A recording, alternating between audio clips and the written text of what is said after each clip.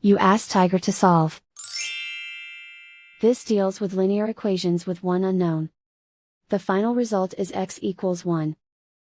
Let's solve it step by step. Simplify the expression.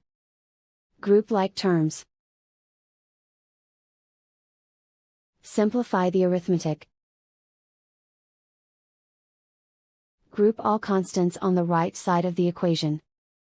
Subtract 18 from both sides. Simplify the arithmetic.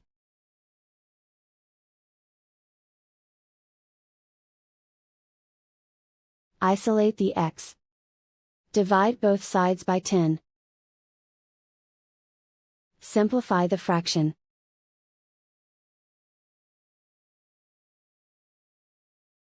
And so the final result is x equals 1.